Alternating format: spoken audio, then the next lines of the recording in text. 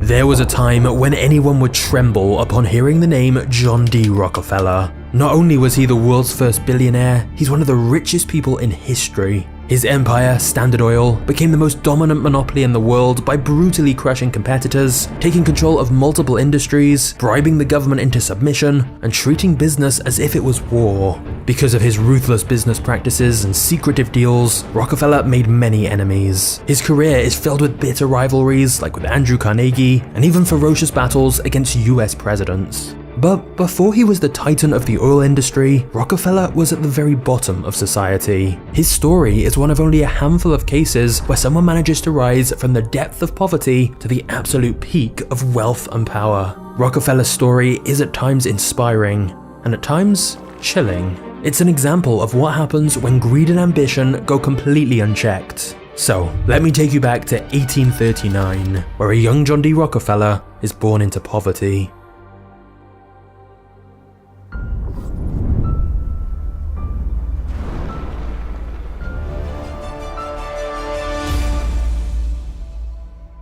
In 1839, John D Rockefeller was the first child born into a family of peasant farmers with no cash to spare. In his small town of less than 1,000, the most mysterious character to be found was undoubtedly John's father, who was known as Devil Bill. Instead of helping on the family farm, Bill did just about anything else. He was an athlete, ventriloquist, hunter, hypnotist, and even an animal trainer. Once he won a bear in a competition, kept it as a pet, and taught it to do tricks. Bill did a little of this, a little of that, but not much of anything. Bill would also spontaneously skip town in the middle of the night, leaving John and his siblings to fend for themselves for weeks or even months, only to reappear in a luxurious carriage and shower John and his siblings with toys and gifts. And this confused John, because his family lived in a crumbling old house, wore tattered clothes, and they were hungry and cold every night. They lived a pitiful life, with these occasional bouts of luxury when his father returned.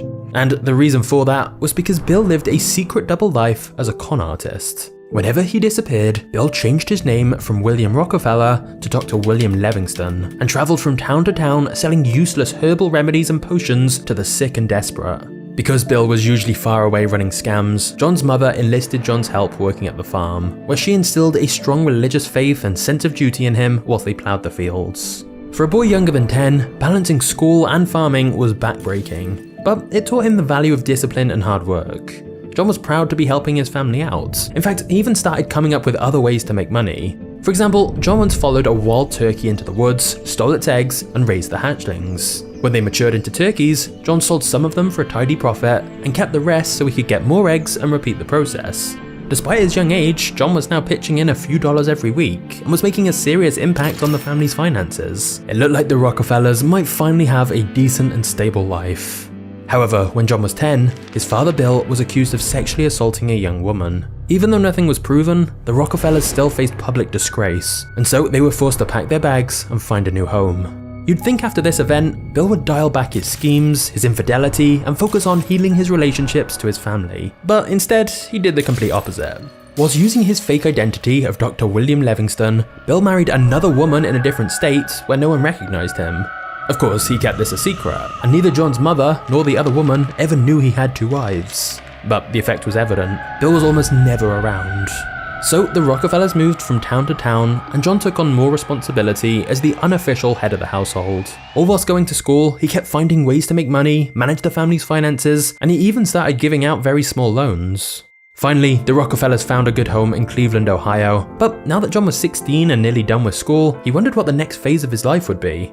John wanted to go to college, but by this point he had 4 siblings and a 5th on the way. And since John's father was absent even more than normal now that he had his secret other wife, John's mother relied on John to help pay for their food, housing, and education. This meant college was out of the question. John had to get to work immediately. And so just 2 months before his graduation, John dropped out of school and began looking for a job in Cleveland. He was after something big, so he made a list of all the biggest railroads, banks, and wholesale merchants in the city. However, every time John showed up to an interview, people laughed in his face when they found out he was only 16 years old. John faced rejection after rejection, but no amount of humiliation was going to stop him, and after 6 long weeks, he got an interview at a small firm that needed help with bookkeeping. When they saw John's excellent penmanship, they decided to give him a chance and told him to get to work immediately, not even mentioning how much he'd get paid. John was ecstatic, and for the rest of his life, he celebrated September 26th as a personal holiday he called Job Day. To him, it was even more important than his own birthday. Even though it was not a massive operation, John's first job taught him how to deal with suppliers, pay bills, and see the inner workings of a real business for the first time. One day, his boss came in with a check for $4,000 and put it inside a safe. John knew the safe's combination, so when his boss was gone, he opened it up just so he could hold the note in his hands, hypnotized by how much it represented. John dreamed of someday making as much money as his bosses, and so every morning before heading off to work, he began repeating to himself, "I am bound to be rich."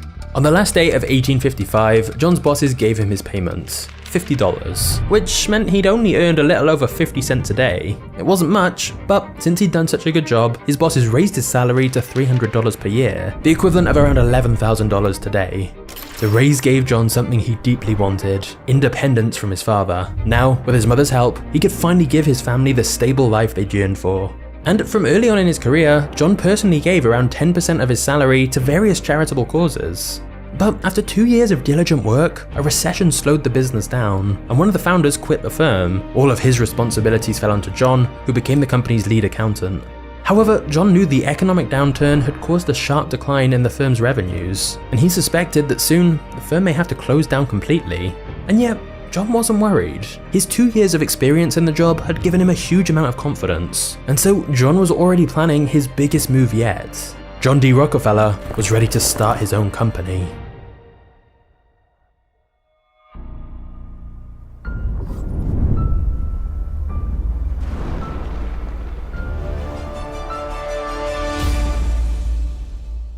During his first job, John had become friends with Maurice Clark, a 28-year-old chemist who worked down the street from him.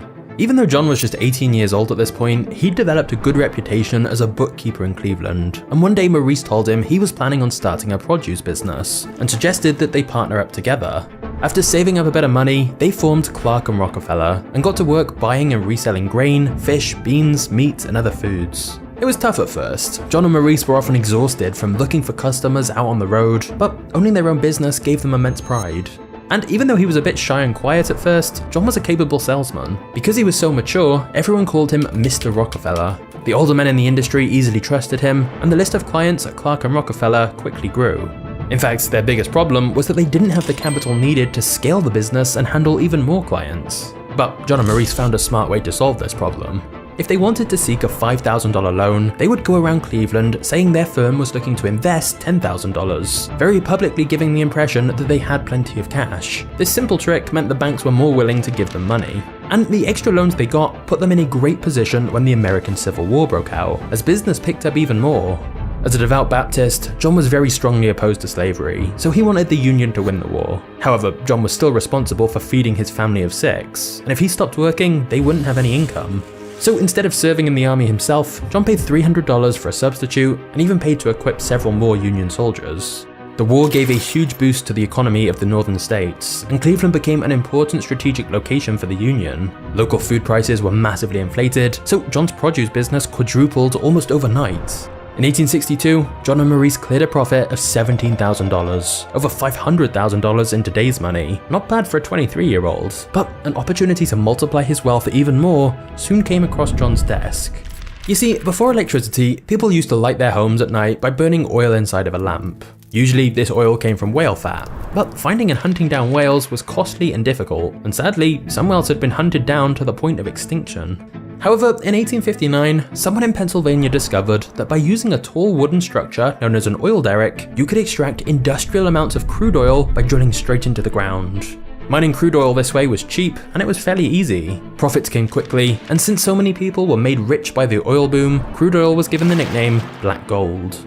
And that's when John was introduced to Samuel Andrews, a young man who was looking for investors to build a crude oil refinery in Cleveland, which was only a day's ride away from the Pennsylvania oil regions.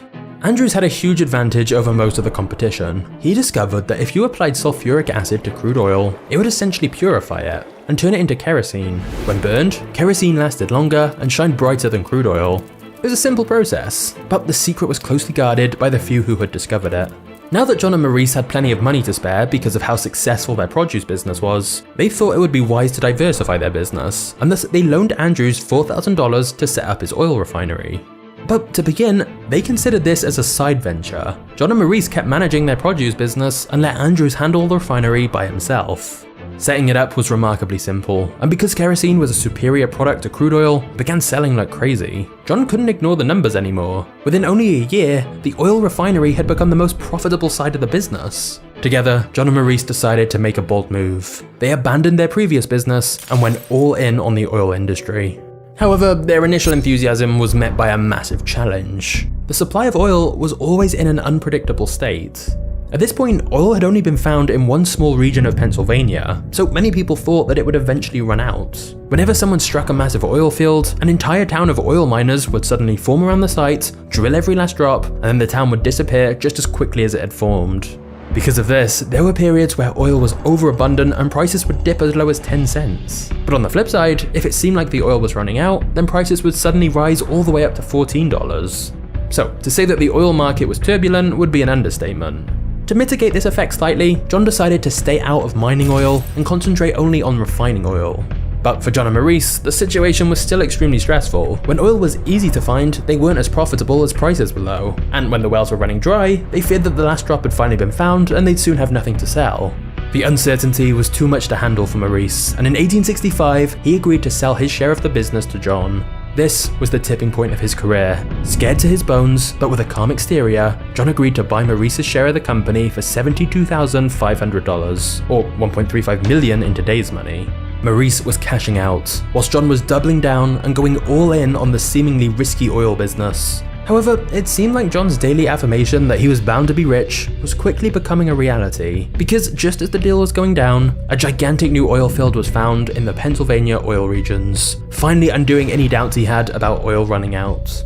Of course, the market was still very competitive, so if John truly wanted to become as wealthy as he desired, he would have to brutally crush his competition.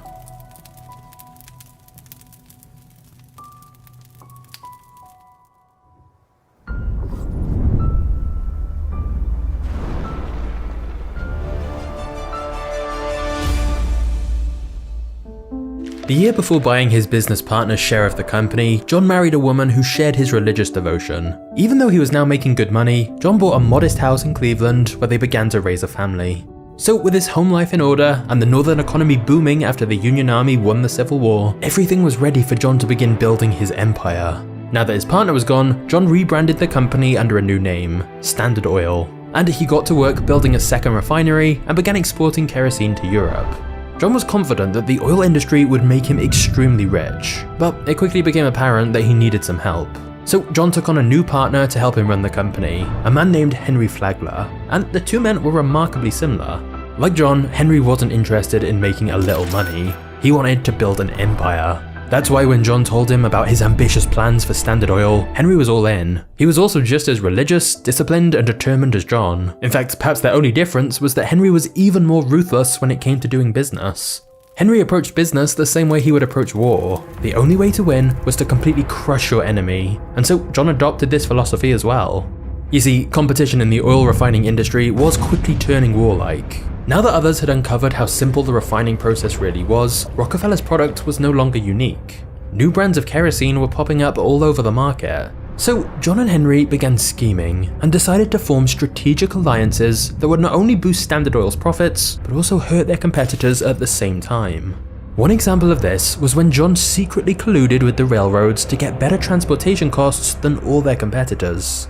At the time, oil was transported from one place to the other by an extensive network of trains, mostly dominated by three railroad companies: the New York Central, the Erie, and the most powerful company in America at the time, the Pennsylvania Railroad.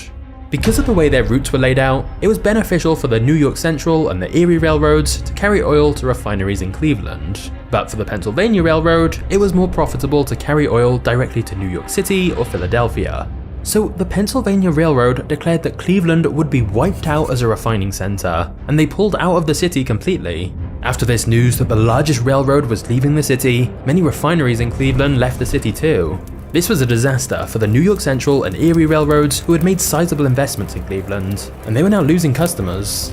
So instead of joining the panicking crowd and leaving Cleveland, John saw that the Erie and New York Central railroads were in dire need for business, and he decided to use their desperation to his advantage. In exchange for a consistent flow of oil through their networks, John negotiated a deal with the Erie in which Standard Oil would get a 75% discount on the railroad's official shipping costs. And in exchange for a daily order of 60 carloads of refined oil, John negotiated another deal with the New York Central Railroad to pay $1.65 per barrel shipped, when the official rate was $2.40. So, with both railroads, John now had extremely favourable rates secured. And even though the railroads were reluctant to accept these lower prices, the guaranteed consistent shipments were irresistible to them. In fact, since these railroads went from shipping all sorts of things to focusing just on oil, they could simplify their operations and boost their profits. So it was win-win for everyone. Well, except for the Pennsylvania Railroad and Standard Oil's competitors.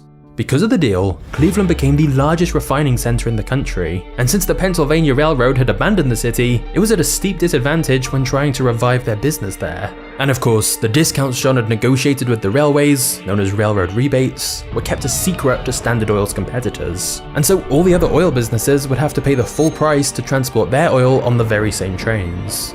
And here's the thing, because John knew for a fact that his costs were now lower than all his competitors, he was able to trigger a price war. John would lower the price of his oil so that his competitors would have to do the same in order to remain competitive in the market. But since John knew his competitors were paying more than him to transport the oil and thus had higher costs, even if they charged the same price for their oil, John was still making more profit. He knew his competitors wouldn't be able to survive. So John kept slashing the prices, and eventually the price would go so low that some competitors would go bankrupt. Once they went bust, Standard Oil would have way less competition, so John could bump up the price again and charge even more than he did originally. It was brutal, but it was extremely effective.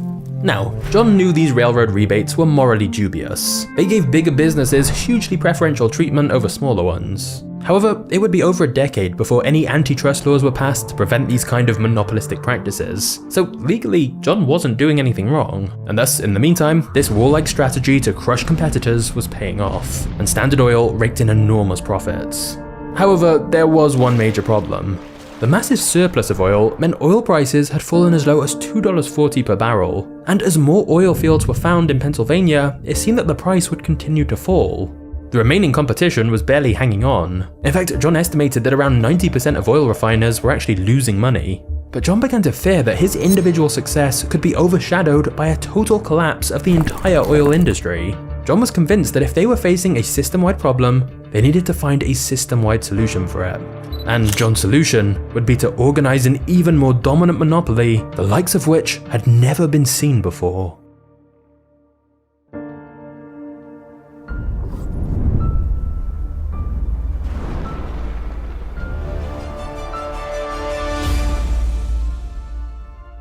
By 1872, John and Henry were ruthlessly expanding Standard Oil, but oil prices had dropped another 25%. They knew if they didn't do something soon, the entire industry could collapse, and they would fall right along with it.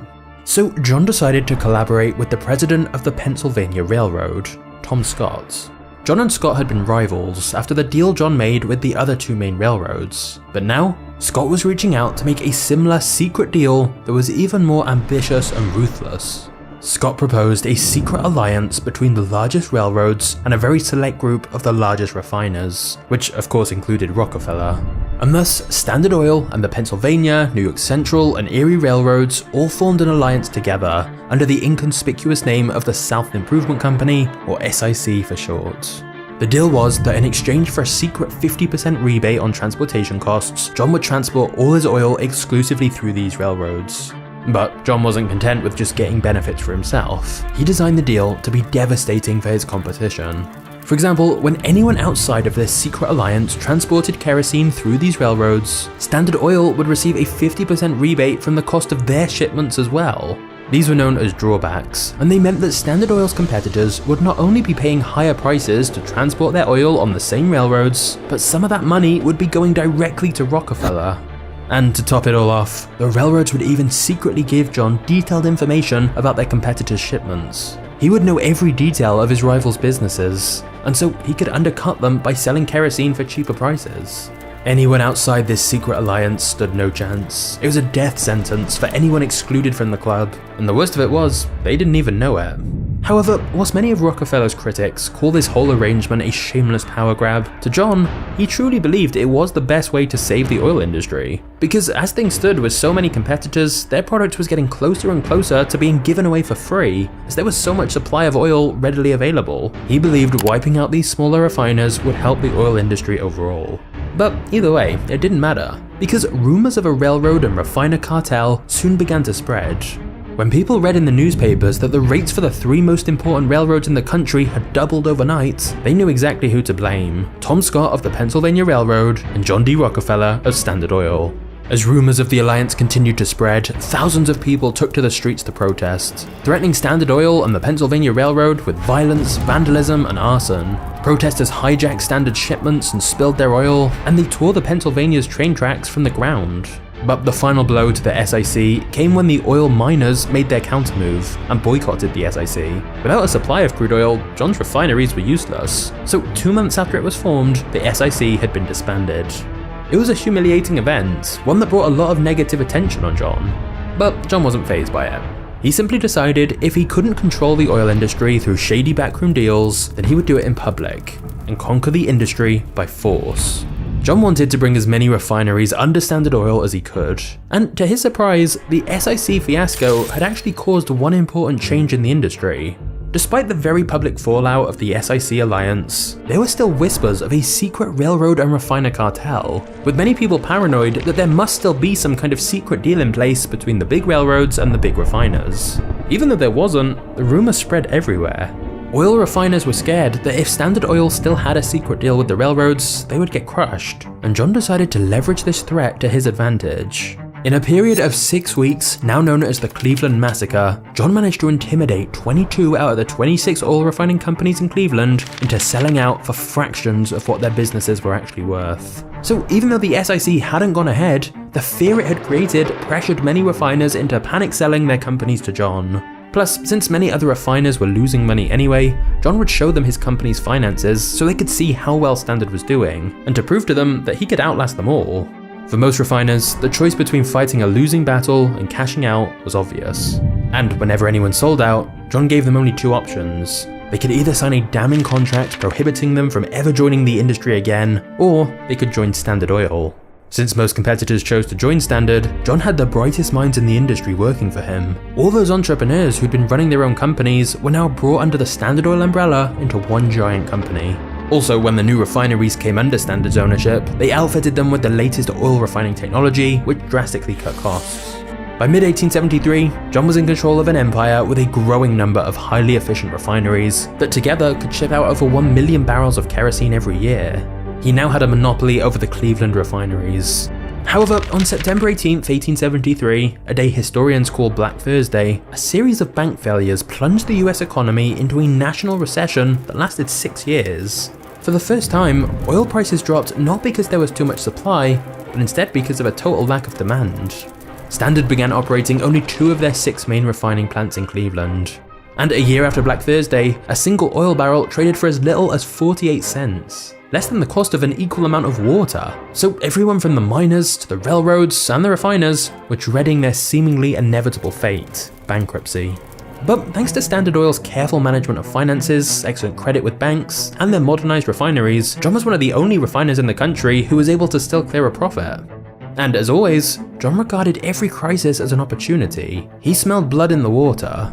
Now, John already dominated in Cleveland at this point, which was one of the main refining centers in the country, but he knew the bleak economic conditions were a nationwide problem, and so refiners in the other refining centers like Pittsburgh, Philadelphia, and New York were all struggling badly. And thus, John decided this was precisely the right time to acquire as many of them as he could. So John initiated a nationwide buyout campaign, and whenever anyone was reluctant to sell out, John would resort to indirect ways of pressuring them into submission. For example, he would buy all the available refining machinery and barrels, so competitors couldn't even make or package their oil. And if somehow they managed to make any oil, he would reserve every railroad for months, so they couldn't even ship it anywhere. Another one of John's brutal business tactics was to pressure the railroads to raise prices for other refiners high enough that they would soon face bankruptcy. Since he had detailed records of all his competitors' shipments, he would wait for them to be on the verge of ruin, and then he would offer to save their business by buying them up for pennies. Eventually, everyone who Standard Oil wanted to acquire was either absorbed into the growing giants or crushed under its pressure. By the time the economy was starting to recover, Standard controlled over half of Pittsburgh's refining capacity, the largest refineries in Philadelphia, and they secured a dominant position in New York as well. To exert even more control over the industry, John built a network of pipelines which brought crude oil into their refineries and pumped out refined oil in large cities. The pipelines meant Standard relied less on the railroads to transport their oil, and thus it further reduced their unit costs.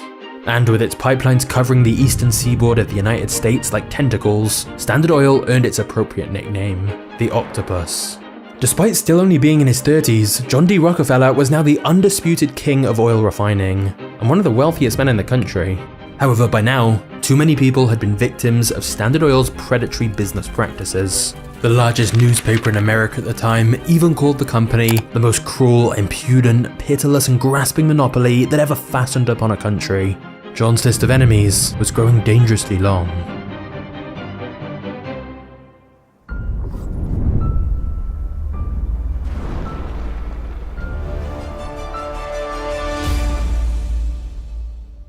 For the railroad companies, the oil industry was a tremendous source of business, as miners needed to get oil from wells to refineries, and refiners then needed to get it to the big cities. However, when Standard Oil began laying a vast network of pipelines all across America's eastern shore, the railroad companies were faced with the fact that one of their most important customers was making them obsolete. So Tom Scott, the owner of the Pennsylvania Railroad, decided to lay his own pipelines. But he also did something he knew John wouldn't like. He started building his own oil refineries.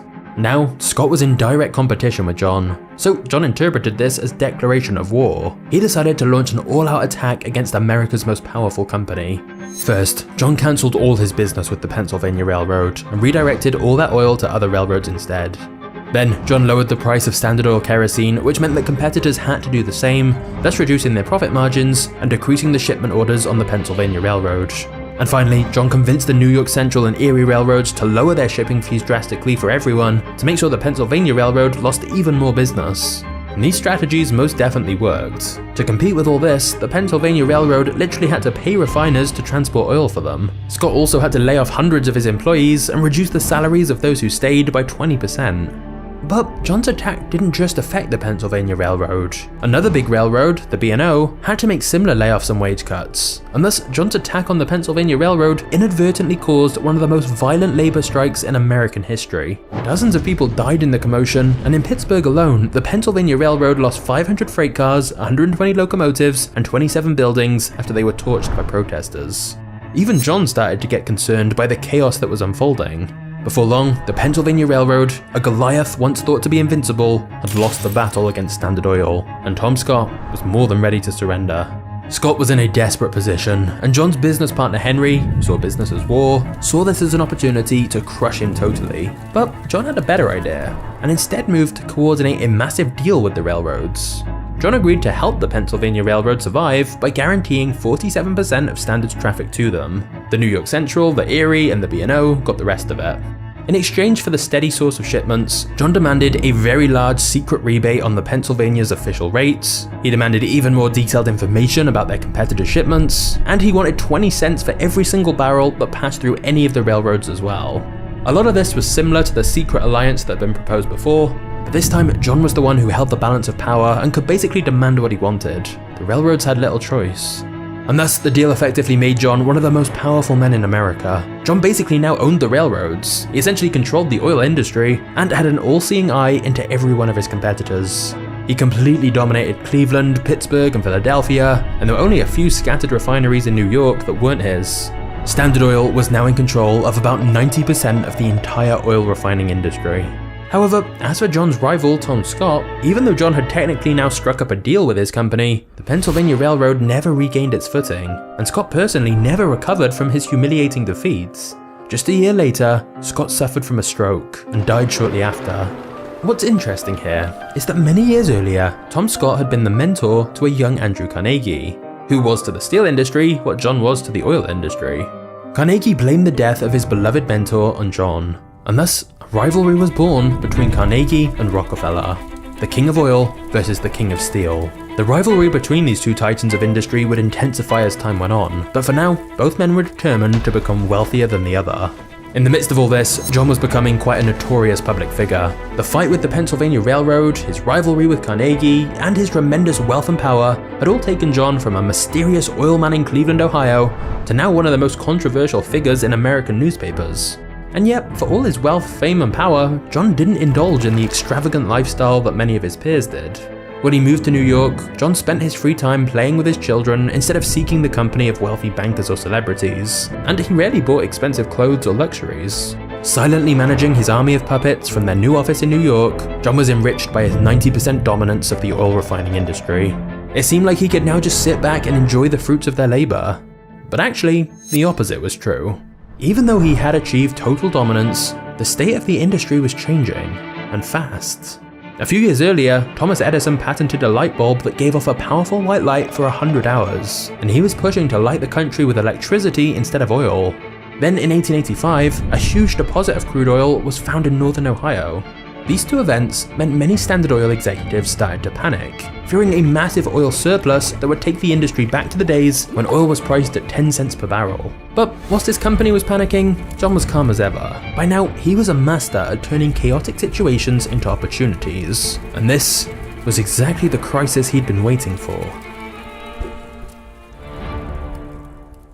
But before we get to that, let's talk about an opportunity for you. Because it's been said that attention is the new oil. The people who understand how to get their message across and build an audience are the ones currently dominating in business. And that's where today's sponsor, School, can help you. School is a platform where you can create your own community or discover new ones. And having your own community means that you'll have a group of members who are naturally paying attention to your message as they engage each day. On School, you can create your own community within minutes and customize it how you want. Your members can join for free or by paying for membership. And you can share access to courses, events, bring people together, and keep your members highly engaged using School's built-in leaderboards and gamification. So if you want a place to connect with your audience, School is perfect for this. And if you're wanting to check out a new community to find people like you can easily do this too. School is the ideal way to discover communities or create your own. Just click the link in the description below to check it out for yourself.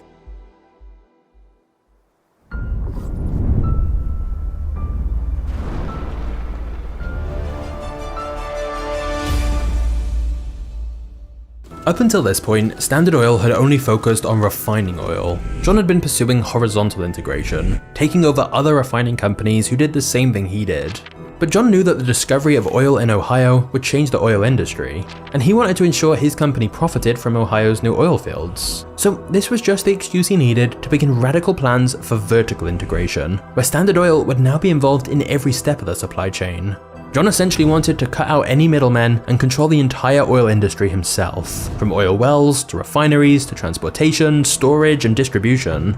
And thus, John doubled down on every step of the business, turning Standard into its own supplier, transporter, producer, and retailer. Standard Oil's existing operation had the strong base of industrial infrastructure it needed to make sure it kept making money, whilst John figured out how to profit from Ohio's new oil fields. He began buying up land in the area, building hundreds of derricks to drill for oil, and laying new pipelines to transport it. However, it quickly became clear that Ohio's oil had one glaring problem. Even after it was refined, it had such a terrible smell that people called it skunk oil, and so nobody wanted to buy it, and it traded for as low as 15 cents per barrel. Almost everyone else gave up trying to sell the skunk oil immediately, but instead, John hired a team of chemists to study the skunk oil, and within a year, they'd found a way to remove the sulfur in the oil which had been causing the terrible smell. Standard was now the only company selling this new, cheaper form of oil, and this gave John a massive head start when a few years later, oil began breaking out in immense quantities in Oklahoma, Texas, Kansas, and California. It was now evident that America was sitting on an ocean of petroleum, and the company best poised to take complete advantage of it was Standard Oil. It was also around this time that automobiles were beginning to replace the horse and carriage, and luckily for John, the process of refining crude oil produces one key waste product, gasoline. With wealthy consumers being introduced to the automobile, Standard found a reason to transform a material they typically discarded into an immediate source of extra profits. This meant that even when the United States was thrust into another economic depression in 1893 and 600 banks had to close their doors, John was once again prospering amidst even the worst economic conditions. With John's fortune growing larger than ever, John took more of a backseat in day-to-day operations at Standard Oil and began to think more about investing elsewhere. For a man as capable in business as John, you'd expect he'd probably also be a decent investor. But if you took a look at John's personal investments at the time, you'd find most of them were deep in the red. John knew if he wanted to keep the generational wealth he'd acquired up to this point, that he needed to get his investments in order. So he hired a Baptist minister called Frederick Gates to help him. Now, it's impossible to know what John was thinking when he hired a former priest to administer his fortune. But years later, when John was asked who was the greatest businessman he'd ever met, he pointed to Frederick. And there's no doubt Frederick helped grow John's fortune much larger with a series of strategic investments. It was also around this time that John's son, John Jr., graduated from university, and John thought it would be a good idea to have Jr. learn from Frederick. Frederick taught Jr. how to invest, how to negotiate, and before long, the two of them had turned John's laughable portfolio into a wealth multiplication machine. It was at this point that John told them to start making huge investments in other industries, like buying up railroad companies, which would come in handy later. But the most critical of these investments was a long strip of land in Minnesota, known as the Mesabi Mountain Range. In this territory was a 120-mile-long vein of the highest quality iron ore found to date, potentially the largest in North America. Now, iron is the main ingredient needed to produce another important material, steel. So when Andrew Carnegie, the Steel King, heard this news, he feared that John was planning to compete against him in the steel business. And in fact, John had been planning to do this for a long time. Up until now, Rockefeller and Carnegie's rivalry had really only been about who was wealthier, but now they were in an open battle in Carnegie's territory. John was no longer content dominating the oil industry, he was now coming after the steel industry.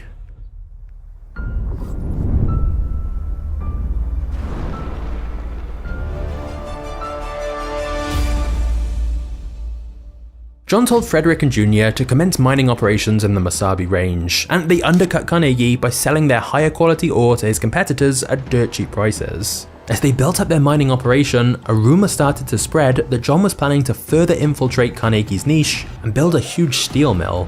Now, over on Carnegie's side, he had a head start of a few decades in the steel industry, which gave him considerable leverage over John. But he also had two big problems. Firstly, John had a source of iron that was more plentiful and of a higher quality than Carnegie's. And secondly, Carnegie had made the mistake of assuming that iron would always be cheap and easy to find, so he hadn't made any investments in iron mines during the last few years. His blind faith had been proven wrong over time, and now his supply of the most important mineral he needed was running out.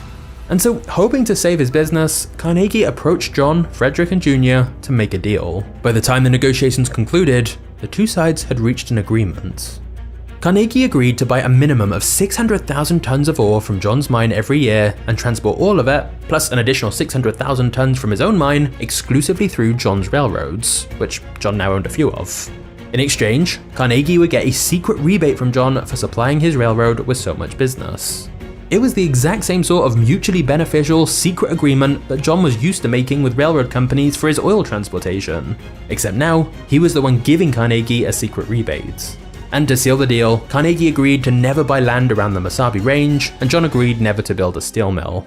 The partnership was win-win for both men, and so it seemed they were willing to overlook their differences if it meant they'd both profit hugely, and of course at the same time, hurt both of their competitors. The agreement between these two former rivals soon made news headlines, provoking a craze on Wall Street. Investors hoped to get rich by investing in John's iron mines and Carnegie's steel mills, which both looked unstoppable now they were working together rather than competing.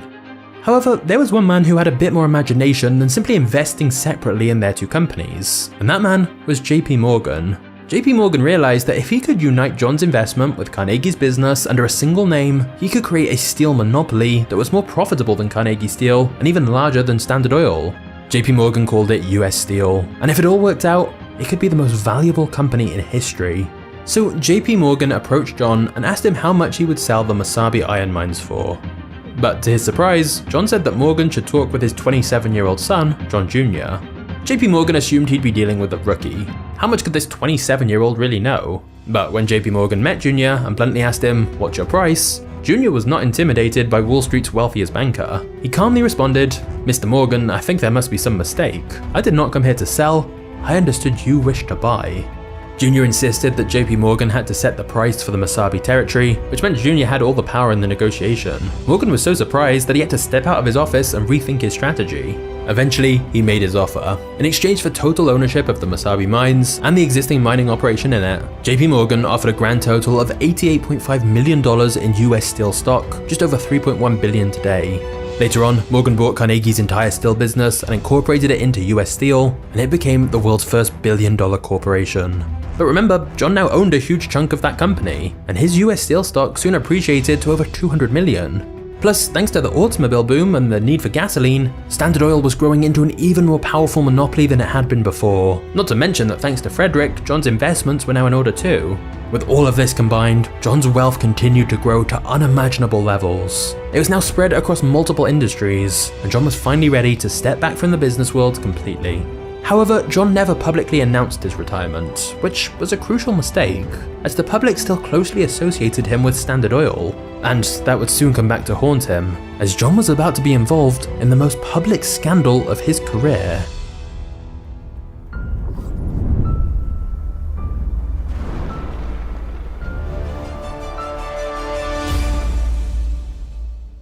Even though he was now retired, John still owned around 30% of Standard Oil stock. And because of the tremendous growth of the auto industry, he was actually getting wealthier in retirement than when he was working. However, because of their brutal business practices, Standard now had such a negative public image that US President Theodore Roosevelt saw it as the perfect target to fight against in his rise to power. Now, this wasn't the first time he tried. Previously, Roosevelt passed a bill that punished railroad rebates, but it really wasn't enough to get the public excited, and the end of his first presidential term was coming up. So Roosevelt detected that the public opinion of John and Standard Oil was quickly turning from a mere dislike to a passionate hatred, and that was largely thanks to a journalist called Ida Tarbell.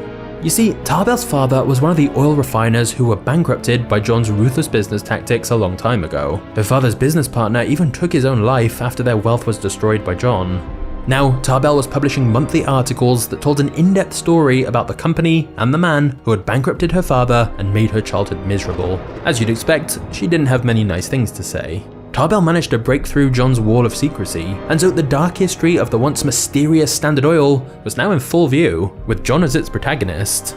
His backroom deals with railroads, his intimidation tactics, the politicians they bribed, everything was fully revealed, and the American public devoured the story. The series even exposed John's father's history of scams, his sexual abuse accusation, and they eventually discovered his second marriage, which took a heavy emotional toll on John and his family.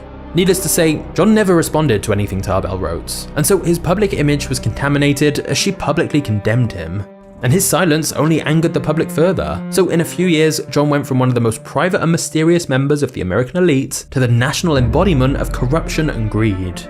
Now, the public was dying to see John and Standard Oil pay for their crimes. So as President Roosevelt approached the end of his first presidential term, he saw an opportunity to use the public sentiment to his advantage by making Standard Oil his enemy. In his presidential campaign, Roosevelt promised to take down the monopolies, and thus when he won the re-election, it was time to make good on that promise and wage war on Rockefeller's empire. He launched a full-fledged investigation into Standard Oil, and now the anti-monopoly laws that corrupt politicians always ignored got used to their full potential.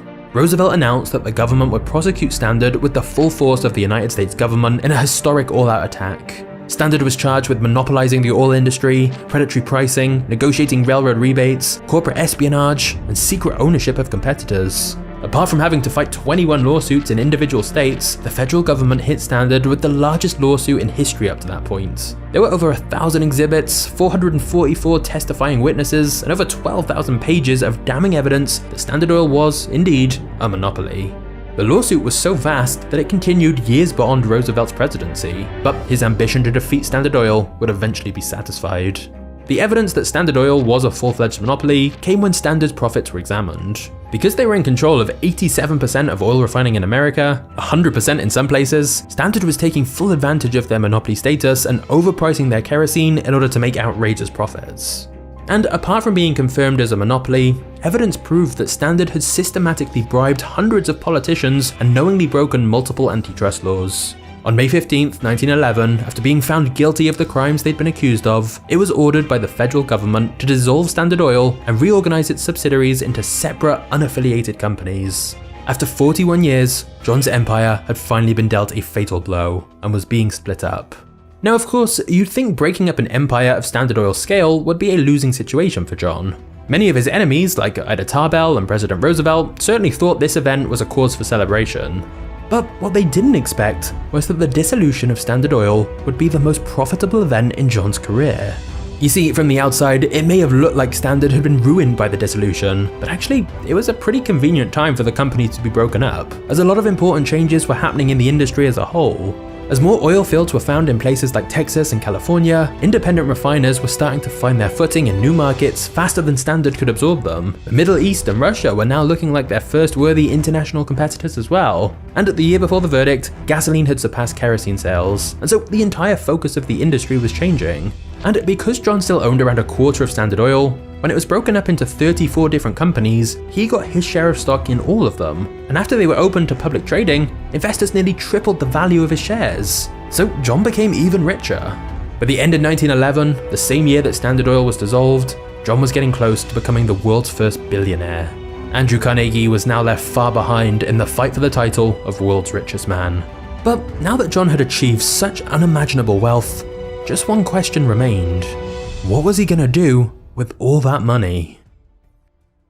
But before we get to the next chapter, if you sell anything online, you're gonna want to know about today's sponsor, ShipStation. ShipStation software makes e-commerce so much easier and saves you both time and money. Firstly, ShipStation integrates everywhere you sell online, including Amazon, Etsy, eBay, Shopify, and lots more. And it lets you manage all your orders in one simple dashboard. Secondly, ShipStation lets you easily automate shipping tasks. They have robust automations and reporting, which makes scaling your business so much easier. And thirdly, when you use ShipStation, you get access to industry-leading shipping rates from USPS, UPS, DHL, and Global Post. And we're talking discounts of up to 84% off the normal price. Over 130,000 companies have grown their e-commerce businesses with ShipStation already. And if you use my link, you can literally get a free trial to test it out risk-free. It's really quick to get started, so set your business up for holiday season success with ShipStation. Go to shipstation.com/magnates today and sign up for your free 60-day trial. That's shipstation.com/magnates.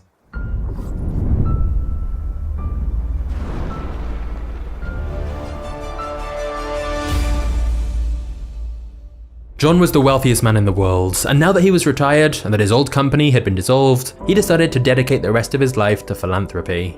And even though he was over 70 years old at this point, John's sense of duty meant that he was as energetic about charity work as he was in business. Throughout his life, John told people that he was a soldier of God sent to earth and given money for the benefit of mankind. And John really did want to make an impact on the world. And to be fair, ever since John got his first paycheck, John had given various organizations at least 10% of the money he made. And even when his sizable donations were publicly labeled as just ways to improve his image, John continued to give away a lot of money anonymously as well. However, John wanted to make his philanthropy a well-oiled machine that continued his legacy. So in 1913, he started the Rockefeller Foundation with the two people who were previously responsible for managing his personal investments, Frederick Gates and his son John Jr. By now, John had given away almost $150 million, and in the future, he would personally give a grand total of $540 million. To add to that, Frederick and Jr. went on to give away $537 million more through the foundation, and Jr. personally gave away an additional $540 million of the wealth he inherited from his father. In its over 100-year history, the Rockefeller Foundation has given countless billions of dollars in total, and it's still making donations today. Calculating the total amount and adjusting it for inflation is complicated, but it's safe to say that the amount is well into the tens of billions, ranking John amongst the most generous philanthropists in history. The Rockefeller Foundation focused on two main issues in its inception: medicine and education, and it's undoubtedly made a meaningful contribution to society. On the side of medicine, John's donations to the laboratories and medical research facilities helped spur an era of scientific innovation that saved hundreds of thousands of lives from diseases like hookworm, malaria, and meningitis. On the side of education, John's money helped save the southern United States from abject poverty and built hundreds of schools all around the world, including two of the world's most prestigious research institutions. Today, the Rockefeller Foundation contributes even more to many other causes, and it all started with a 16-year-old who had to go into business to help feed his family. However, this of course all raises an interesting moral debate on what should we really think about Rockefeller. Clearly, John's legacy has two sides to it. As the author of his biography writes, what makes him so problematic is that his good side was every bit as good as his bad side was bad. It's almost as if there were two completely different John D Rockefellers. There's undeniably a charitable and dutiful side to him, but there's also a corrupt, unforgiving, and brutal side. Both sides are true, but whatever you think of John D Rockefeller, the fact remains that he's one of the most fascinating businessmen in history. Maybe that's why after John died at 97 years old, his son, who had the same name, said, "There was only ever one John D Rockefeller."